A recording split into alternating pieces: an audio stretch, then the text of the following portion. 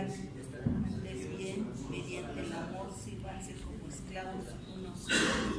Amén. Bien, vamos a orar ahí donde estamos. Señor Jesús, te damos gracias por tu palabra. Gracias, amado Espíritu Santo, porque sabemos que eres tú quien nos habla, eres tú quien nos instruye, quien nos redarguye nuestro corazón. Te pedimos que tú seas obrando en cada una de estas palabras, en cada pensamiento, y prepara nuestros corazones para que esta palabra no vuelva a nuestro Padre vacía, sino que haga todo lo que tenga que hacer en nosotros. En el nombre poderoso de Jesús te damos gracias y te bendecimos. Amén y amén. Lo que acabamos de leer dice ahí en Gálatas: porque a libertad fuisteis llamados. Dice el Señor. Ese es el primer regalo que nosotros hemos recibido de parte de Él, la libertad. Y no solamente para decir somos libres del pecado, sino dice ahí para vivir en libertad. Es decir, no solamente que es algo que poseas, sino algo que disfrutes. Algo que conscientemente tú puedas decir, yo estoy en plena libertad. Amén. Por eso la libertad es algo que ha sido un valor muy alto para la humanidad en todos los sectores y en todas las sociedades. La mayoría de los países ponen reglas, ponen leyes, ponen situaciones que ayuden a preservar el valor más alto del ser humano, que es la libertad y la vida. Y dentro de ella nos encontramos que cuando hay situaciones que vienen a transgredir nuestra libertad, lo vemos como algo que es lo peor que nos pueda suceder. Cuando tú piensas en una persona, piensas en dos cosas terribles que le puedan suceder. Una, que a lo mejor esté malherido al borde de la muerte y que pueda perder la vida. Por eso los médicos es una de las profesiones que son más valoradas en todas las sociedades. ¿Por qué? Porque siempre pensar en un médico es pensar en una persona que tiene los medios para ayudarnos a sobrevivir en cualquier situación de crisis en nuestro cuerpo. Pero también tenemos la otra parte que decimos cuando pensamos en alguien y decimos también lo peor que le puede suceder es que pierda su libertad. Hablar de la libertad es hablar de uno de los bienes más grandes del ser humano y por eso la peleamos a capa y espada, ¿no? Entonces, por esa razón es que cuando Pablo habla a los Gálatas, no solamente les dice, ustedes fueron llamados a tener libertad, sino a vivir en libertad. También para Dios la libertad es el valor más alto que nosotros podemos tener como cristianos. Y no solamente es una libertad física, sino es una libertad espiritual. Entonces estamos hablando todavía de un grado más alto de la libertad, porque cuando hablamos del ser humano común, hablamos de la libertad simplemente como la capacidad de que tú tengas de moverte y hacer lo que tú gustes. Pero cuando hablamos de libertad en Cristo, estamos hablando no solamente de la capacidad de que tú tengas de poder moverte y hacer, sino de la libertad de tu espíritu. Es decir, la capacidad en el Espíritu Santo de que disfrutes todas y cada una de las cosas que provienen de Dios en tu vida. ¿Cuántos dicen amén? Amén. Luego entonces, siendo este uno de los valores más altos que tenemos como cristianos, es también una de las situaciones o de las áreas más atacadas por Satanás. Satanás busca que tú y yo perdamos la libertad y lo va a buscar primeramente a través del pecado, ¿no? Buscará ocasiones de caer, por eso dice la palabra, cuidemos que nuestros pies no resbalen, que no caigamos. ¿Por qué? Porque Él buscará ocasiones para caer en pecado y que eso nos traiga esclavitud. Pero también hay otra forma de poder agredir nuestro valor alto de libertad como cristianos. Y este es usando medios encubiertos de bondad, pero que no son correctos. Por eso la Biblia dice, a la verdad, hermano, les digo que todo les es permitido, pero no todo les favorece. Otra situación que también dice, no todo lo que tú llamas bueno es lo correcto. Es decir, que no lo que está disfrazado de bondad quiere decir que es acepto delante de Dios. No lo que está disfrazado de bondad es lo correcto que debemos hacer siempre delante de Él. Entonces, por esa razón es que nosotros decimos como cristianos debemos de prender nuestras alertas, nuestras luces rojas y decir, entonces, ¿qué medios puede utilizar Satanás para que tú y yo perdamos la libertad? Porque el libro de Efesios dice que nosotros no tenemos lucha contra sangre ni carne, sino contra ¿qué? Principados, huestes de maldad. Por eso la Biblia dice entonces, tu lucha no es contra las personas, tu lucha es contra lo que se mueve en lo espiritual. Y esto es algo que como cristianos y como iglesia no debemos olvidar, hermano. Porque a veces nos enfocamos tanto en dejar de ser un poco espirituales y empezamos a enfocarnos a ser carnales. Y entonces pienso que la lucha es contra aquel que me hace daño, contra aquel que me hace la mala influencia. Pero la Biblia nos está diciendo, recuerden que la verdadera lucha es espiritual. De esta manera, hermano, es que vamos a abordar este tema que hoy yo te quiero compartir y que es acerca del espíritu de control. ¿Qué es el control o qué es el espíritu de control? Es aquella situación que nos envuelve en una lucha de poder para poder controlar, sea una situación, sea una persona, sea una condición. Ese control nos puede llevar, por eso te digo, es un medio encubierto que puede estar disfrazado de bondad. ¿Por qué? Porque puedo muy claramente decir, no, yo no soy controlador. Yo lo que estoy buscando es lo mejor para fulano, para sutano. Yo lo que estoy buscando es que esta situación mejore. Yo lo que estoy buscando es esforzarme para vivir mejor. Pero la realidad es que estamos siendo influenciados por un espíritu de Satanás llamado control. Ahora, ¿por qué hablamos o por qué es importante hablar del espíritu de control? El espíritu de control no solamente afecta a los individuos, afecta a las familias, afecta a las iglesias, afecta a las empresas, incluso puede llegar a afectar a las naciones completas. Y por eso bíblicamente lo vemos reflejado en una persona. Vamos por favor a Primera de Reyes, capítulo 19.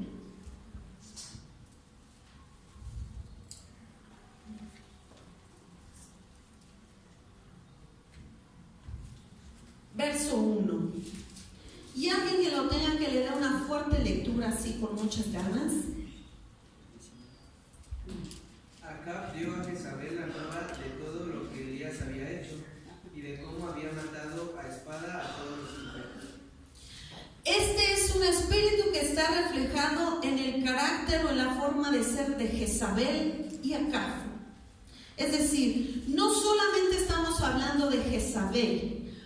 El medio óptimo para que se manifieste o se desenvuelva un espíritu de control requiere de un carácter jezabélico y de un carácter de Acab.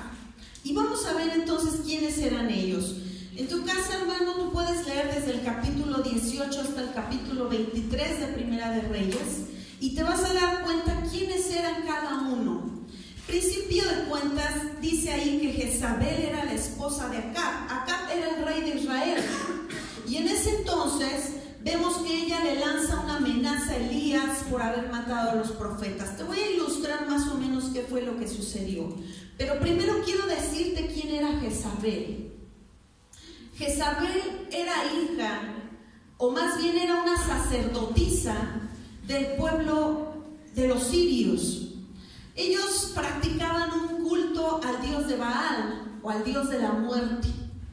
Si yo te lo traslado a estos tiempos, te estoy hablando que era una sacerdotisa de la Santa Muerte, ¿no? Ella creció toda su vida bajo esta cultura. Su pueblo era esa cultura. Pero cuando ella, o más bien sus padres, vieron la oportunidad de casarla con el rey del pueblo de Israel. O sea, yo quiero que tú dimensiones esto. Fíjate, para estos entonces Israel era una nación codiciada, porque no muchos años atrás había sido gobernada por Salomón. Entonces era Israel una nación próspera, era una nación que tenía muchas riquezas, era una nación que tenía buena fama frente a las otras naciones porque era poderosa en guerra. Pero cuando viene Acab a ser rey, y entonces se abre la posibilidad de que él se case, y él gusta de casarse con gente que no sea israelí, entonces los padres de Jezabel ven una oportunidad de casarla con Acab. El matrimonio de Jezabel fue un matrimonio arreglado, fue un matrimonio por conveniencia, fue un matrimonio incluso por conveniencia política. Ella tuvo que casarse con Acab. Y ella venía de una cultura totalmente distinta a la israelí. Ella venía de adorar a Baal, ella venía de ser sacerdotisa en los templos para adorarle. Pero la Biblia dice que en cambio Acab no solamente había hecho todo lo malo que desagradaba a Dios, sino dice incluso había hecho todo lo malo peor que los reyes anteriores. Y quiero decirte que Acab llegó a ser rey a través de puros golpes de estado. 3 reyes atrás habían sido reyes, ¿sabes por qué? Porque habían envenenado y habían dado muerte al rey que estaba en ese entonces. Y entonces ellos se erigieron como reyes. Y empezaron a adorar dioses ajenos. Después, la siguiente generación, esto te lo voy a plantear a través de 4 generaciones. Por eso la Biblia decía, o dice más bien, que los pecados de los padres perseguían a los hijos hasta la primera, segunda y tercera y cuarta generación. Eran situaciones que se repetían una y otra vez y decían, ¿pero por qué? Pues sucedía, porque era un pecado que se transmitía de una generación a otra. Entonces, el primer rey que le da muerte al otro para quedarse con el reino, tiene un hijo. Y el hijo cuando crece y le toca ya más o menos tener la edad para prepararse para ser rey, le da muerte al padre para quitarle el trono. Y así por 4 generaciones, hasta que llega Acab al reinado de Israel. Entonces te estoy hablando de un rey que ya traía 4 generaciones de principios y de formas de vivir distorsionados, destruidos, y una forma incorrecta de ver la vida. Si yo a lo mejor en aquel momento le hubiera preguntado a Acab, oye, ¿y tú por qué adoras dioses ajenos? Tal vez él me hubiera dicho, ¿cuál es el problema si mi padre lo hacía, mi abuelo lo hacía, mi tatarabuelo lo hacía? No pasa nada. Oye, pero tú eres el Dios de Israel. Ah, sí, eso sí tengo en claro, que soy el rey de Israel y que es la nación a la cual protege Jehová. Eso sí tenía de claro. Entonces, ¿te imaginas qué ideas tan revoltosas tenía en su mente, tan revueltas, que no tenía claro incluso su propia identidad? No a la manera de cómo Dios había pensado que tenía que ser un rey en Israel. Por eso, cuando dice, bueno, pues ya va a ser rey, tengo que casarme y tener una reina, entonces él pone los ojos en Jezabel. Y los padres de Jezabel dicen, nos conviene porque este es el rey de Israel. Y la casan con él. Pero Jezabel viene de una vida de abusos, de una vida de violencia. A Jezabel toda la vida la trataron como un objeto, como un medio para satisfacer, sea personal, sea político, en este caso económico. Entonces es una persona que cuando llega al punto del gobierno y dice, ahora voy a tener influencia porque me voy a casar con un rey, ahora me van a respetar, ahora van a ver que quién es Jezabel. Entonces ella toma la oportunidad para desarrollar medio de manipulación en Acab. Ahora, Acab no era el clásico tonto, o sea, no lo ves así como el agachado, no que todo el tiempo andaba con la cabeza agachada. No, hermano. Acab, siendo rey, era un rey respetado. Sabía de trazos de guerra, manejaba su ejército como debía de ser, manejaba el reino, tomaba decisiones y en medio del reino era respetado como rey. Pero en casa era subyugado por la autoridad de Jezabel. No sé si esto te suena. Personas que fuera de su medio familiar son respetables.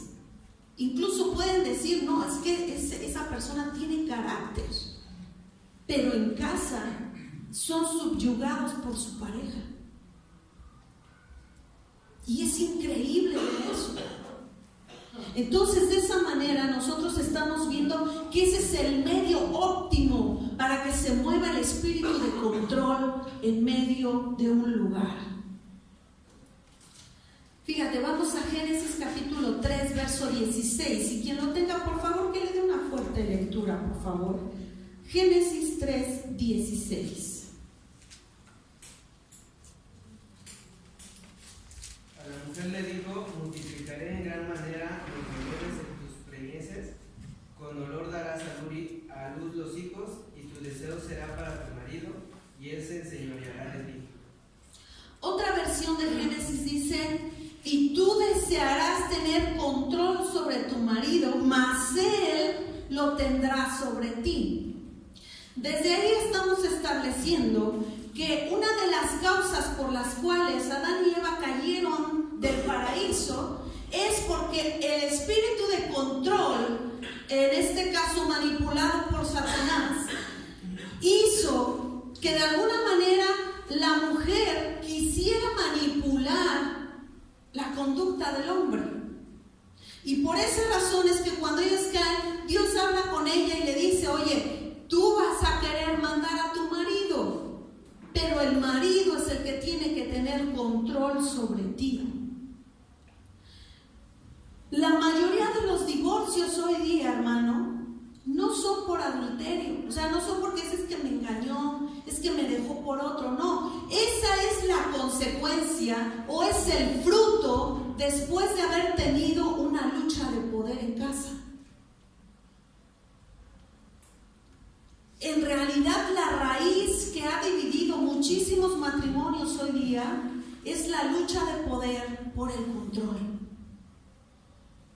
Y en consecuencia se dan adulterios, en consecuencia se dan abandonos del hogar, en consecuencia se da abandono de los hijos, en consecuencia de querer luchar por el poder, por el control.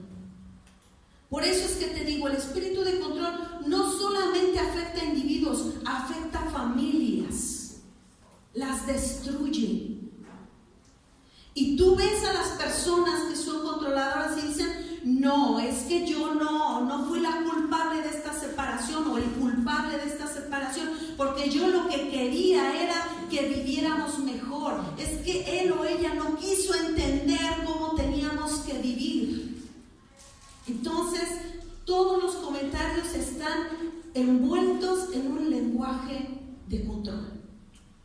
Porque no hay una situación que dice: y nos sentamos y dialogábamos y llegábamos a acuerdos para llevar adelante nuestro matrimonio, nuestra casa. No, eran imposiciones. Y cuando se habla de imposición, se habla de control. Cuando se dice: si tú no haces esto, entonces me voy de la casa. Si tú no haces aquello, entonces te dejo. Si tú no haces aquello, entonces ya no hay más amor, ya no hay más entrega. Entonces estamos hablando de control. Y estamos hablando de un espíritu satánico que nos está influenciando y que quiere destruir lo que Dios nos está entregando. Ahora, ¿cómo surge o en qué medio se manifiesta este espíritu de control?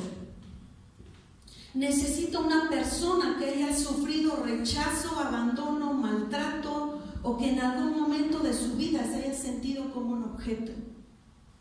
como Jezabel.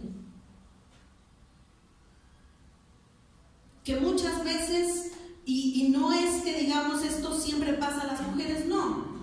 En realidad hoy día podemos decir que cualquiera de las dos personas, hablando de hombre y mujer, puede llegar a un punto en el que se ha sentido como un objeto, en el que ha habido maltrato psicológico, físico sobre ellos, que han sentido abandono, tal vez por los padres, personas que han crecido solas, que no ha habido realmente una figura a la cual seguir, porque siempre han estado así, tambaleantes. Pero cuando han visto la manera de sacar un provecho de ellos, entonces lo han sacado. Entonces es una persona que tiene una puerta abierta que puede ser óptima para que el espíritu de control quiera actuar. La segunda situación es la inseguridad. ¿Por qué? Porque la inseguridad nos hace agresivos contra los demás cuando sentimos amenazado lo que poseemos. Por ejemplo, los celos. Los celos son una manifestación de inseguridad personal, de inseguridad porque siento que me van a arrebatar lo que en este momento es mío, control. No soy capaz de pensar en que, bueno, entonces puedo vivir sin esto, sin aquello. Entonces la inseguridad nos lleva a ser una persona que esté en ataque continuo. Tú has escuchado, y yo sé que has escuchado en internet, luego se maneja mucho, que dice, es que si te quiere, y está en desacuerdo porque no te ha visto, porque no ha compartido tiempo contigo, porque no, o está celoso o celosa, te va a maltratar. Te va a hacer comentarios que te hagan sentir mal, te va a hacer comentarios como de reclamo, como que disfrazaditos, ¿no? Bueno, pues son medios muy sutiles de control, donde estamos queriendo hacer un ataque para no perder lo que sentimos que es nuestro. La tercera cosa o la tercera situación que debe darse es la manipulación. Fíjate que este es un punto, hermano, que muchas veces se da, como lo que estamos diciendo, disfrazado de bondad. Al principio, por ejemplo, las mamás decían, oye hijo, no tienes zapatos, pero le pedí a mi papá unos y me dijo que ahorita no. Te dijo que no te los va a comprar, no te preocupes, déjamelo. Yo voy a platicar con él, yo lo voy a convencer para que te compre los zapatos. Y surge un medio de manipulación. Al principio, para dar lo necesario a los hijos, pero después, incluso para obtener lo que quieren las mamás. Y a veces creemos que esa es una forma correcta de ser. No, es que mi mamá siempre ha sido bien luchona, ¿no? Porque cuando ella no, mi papá no quiere, ni ella ve la manera y lo convence. O sea, hay un medio de manipulación. Y es una situación a la que necesitamos renunciar. Y finalmente tenemos quien crece en un ambiente de control, se vuelve un controlador. Si nosotros hemos crecido en una familia donde el papá o mamá son controladores, muy seguramente nosotros tenemos conductas controladoras. Entonces, con esto no quiero decirte, bueno, es que hablar del espíritu de control, entonces, no, pues sí, yo ya estoy identificando quién puede ser un Jezabel, quién puede ser un Acab, ¿no? Y dónde se puede mover ese espíritu. No, hermano. En realidad nosotros tenemos que reconocer que todos en alguna forma y en algún grado, en algún momento hemos querido o hemos hecho o hemos sido controladores. Y eso es algo que no es agradable delante de Dios. Fíjate una situación, hermano. Resulta, eso que leímos en Primera de Reyes, capítulo 19, de la amenaza de Jezabel a Elías. Yo quiero platicarte cómo es esta situación. Ya te dije quién es Jezabel y quién era Acab. Bueno, pues cuando ellos desarrollan este reinado, ella transforma todo Israel, se levantan estatuas para que la gente adore a Acera y adore a Baal.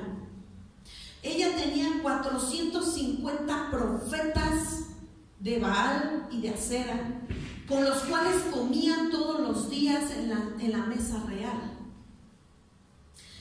Siendo que en Israel había sacerdotes dedicados al servicio de Jehová. Pero esos sacerdotes había ordenado Jezabel que a todos los que hubieran sido sacerdotes de Dios, los mataran a filo de espada y dieran muerte a todas sus familias y descendencias, y solamente quedaran los que adoraran a Baal y a Acera. Había un hombre que era muy cercano al reinado de ellos dos, un sirviente por así decirlo, pero de mucha confianza de ellos, pero que su corazón estaba rendido a Dios.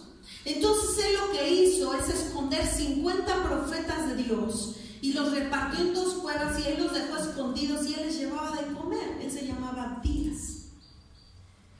Entonces él les daba de comer a estos profetas para que no les dieran muerte. Cuando viene Eliseo le dice: oye, llama a todo el pueblo de Israel, porque Dios va a confrontarlos, les va a enseñar quién es el Dios verdadero. Entonces resulta que él manda traer a los 450 profetas de Baal, y entonces les dice: ustedes han dicho que Dios no es un Dios real, entonces hoy yo vengo a demostrarles que Él es el Dios verdadero, y si yo se los demuestro, entonces a Él tienen que adorar, le dijo al pueblo. Y a los profetas les dijo: hagan sus sacrificios, sus altares, para que Dios, sus dioses, les den respuesta, y el Dios que dé respuesta a través de fuego, ese es al que vamos a adorar. Entonces dice que los profetas de Baal pusieron ahí su buey que desollaron para ofrecer en sacrificio, y entonces dice que ellos empezaron a gritar, primero a marchar alrededor de su sacrificio, y decían: vamos, responde Baal. Y entonces no respondía.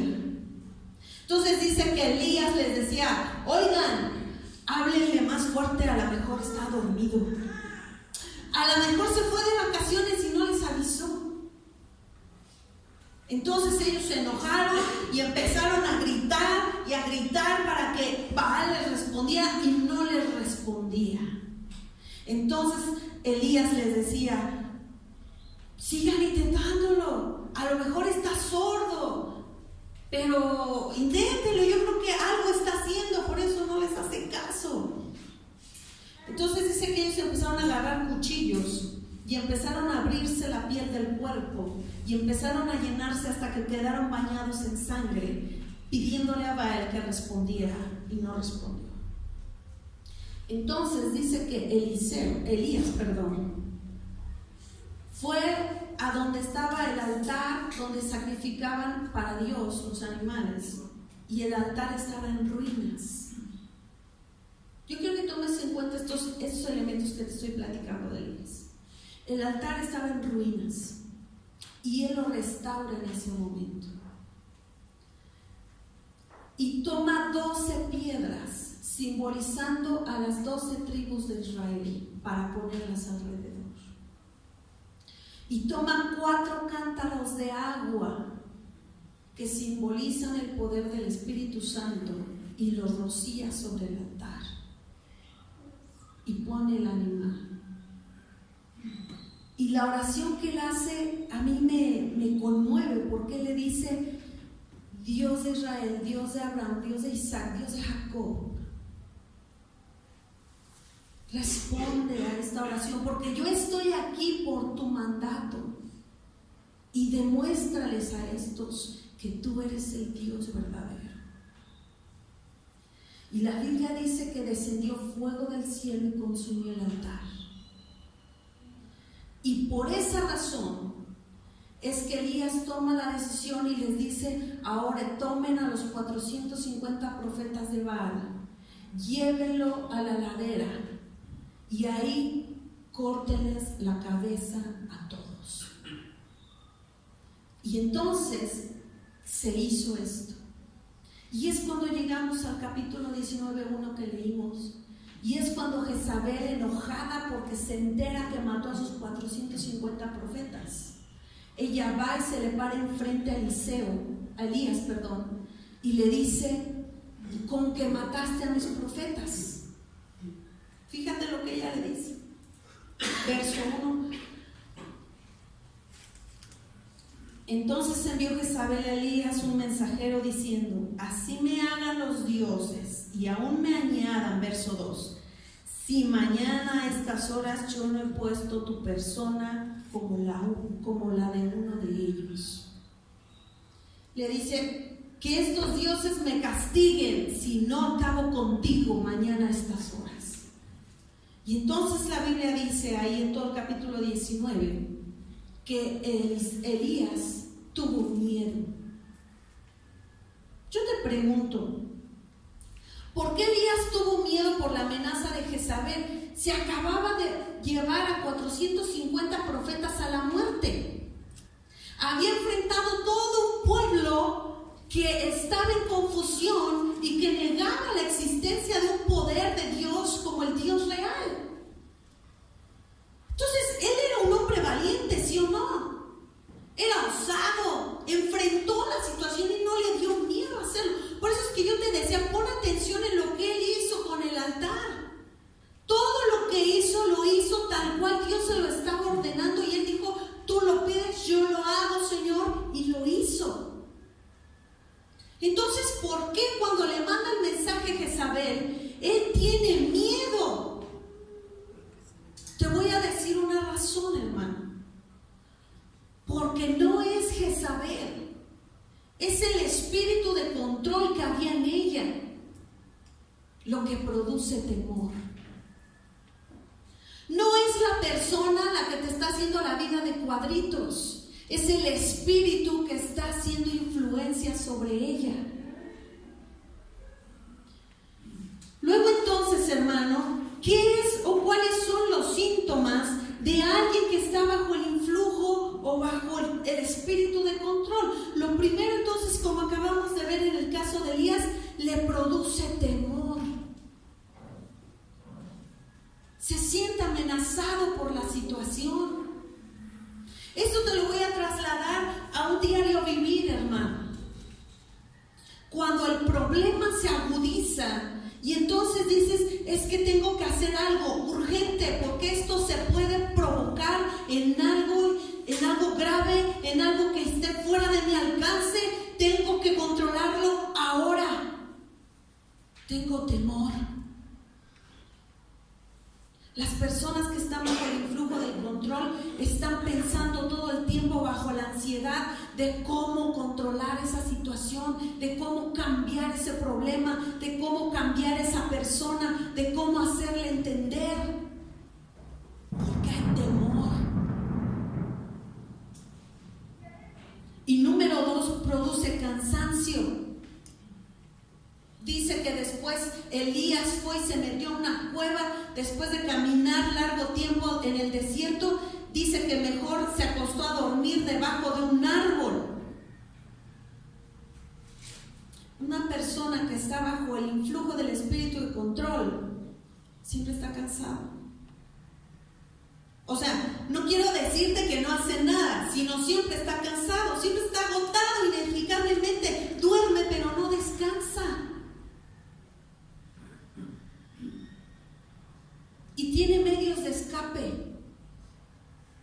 ¿Cuál es el medio de escape? Bueno, el de Elías fue a acostarse a dormir bajo el árbol, pero hay personas que su medio de escape frente a la presión del problema es el alcoholismo, son las drogas, la televisión, los amigos, situaciones que te alejen de tener que enfrentar la realidad del problema.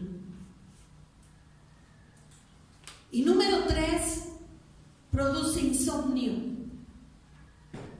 porque hay ansiedad. Una persona que todas las noches da vueltas y vueltas en su cama sufriendo para dormir es una persona que está bajo el influjo de un espíritu de control. Porque está piensa y piensa en situaciones que quiere cambiar y no puede. Porque está piensa y piensa en personas que a lo mejor le están provocando ciertos problemas y no haya cómo transformar esa situación.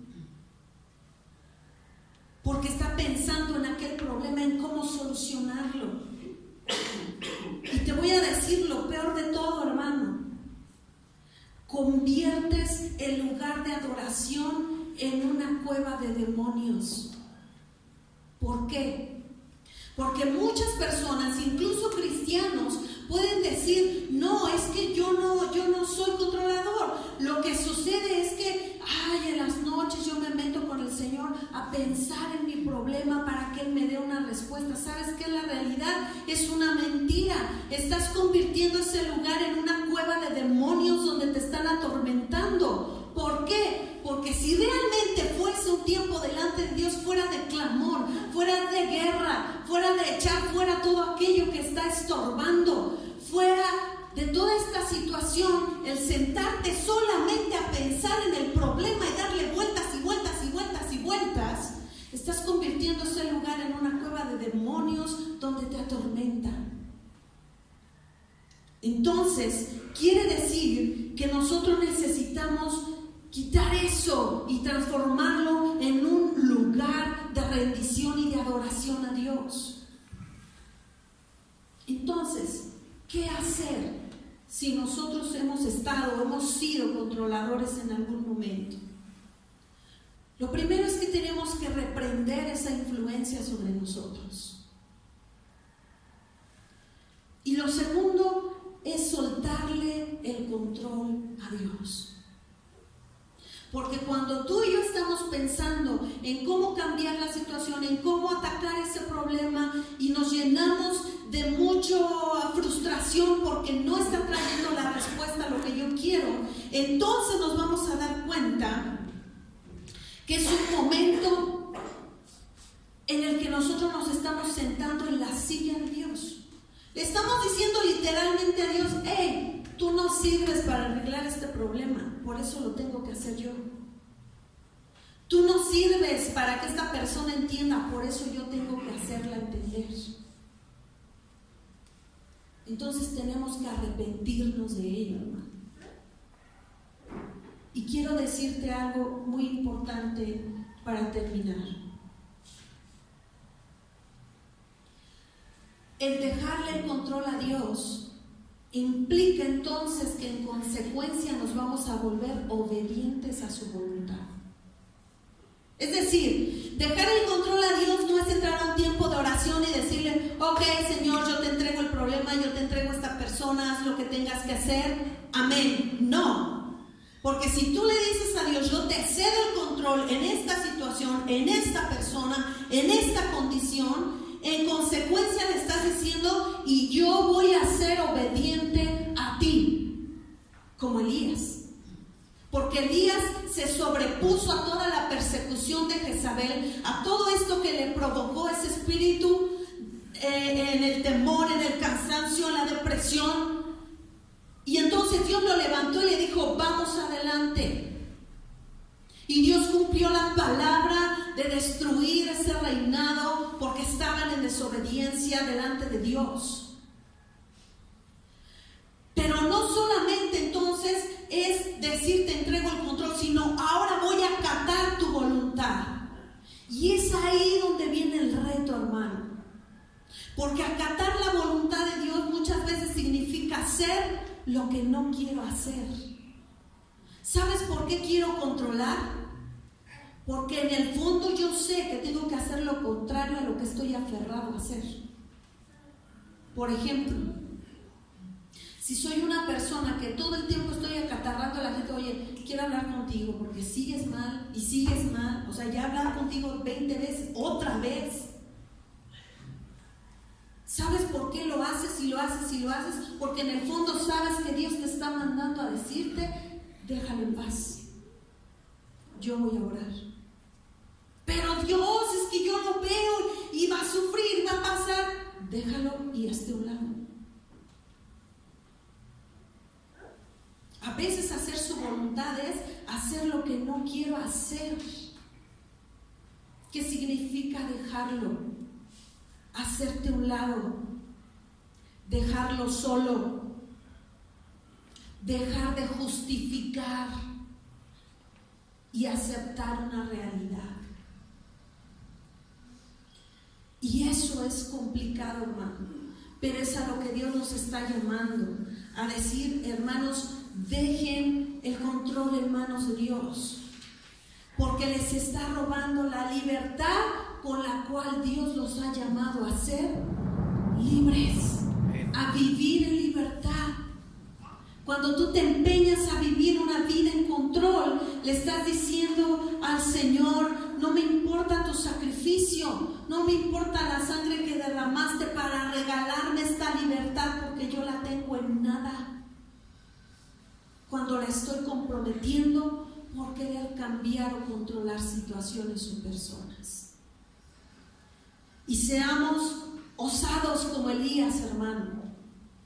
Que si en un momento el Señor te dice, suelta la situación, suelta la persona, hazte a un lado, podamos decirle, Señor, yo te voy a obedecer, porque mi felicidad, porque mi bienestar, porque mi crecimiento está en tu mano. Entonces estoy seguro. ¿Cuántos dicen amén? Entonces sé que esto es complicado, hermano, porque muchas veces estas situaciones no solamente son condiciones de trabajo, o son condiciones en la casa, o son condiciones donde yo me desenvuelvo. A veces estoy hablando de seres queridos que nos es difícil soltar y dejar de involucrarnos en sus vidas, y más bien empezar a guerrear por ellos, y más bien empezar a declarar palabra de poder por ellos, y más bien empezar a decir, Señor, obra tú, y si en medio de esto tú me dices, hazte a un lado, yo te voy a obedecer. ¿Cuántos dicen amén? ¿Por qué no te pones sobre tus pies, hermano? Yo espero que esta palabra haya sido de bendición para ti como la ha sido para mí en mi vida, y podamos echar mano de ella, aunque sea difícil, hermano, porque de ello depende que nosotros, como dijimos al principio, disfrutemos de la libertad que Cristo nos ha regalado. Amén. Señor Jesús, te damos gracias, Señor, por tu palabra.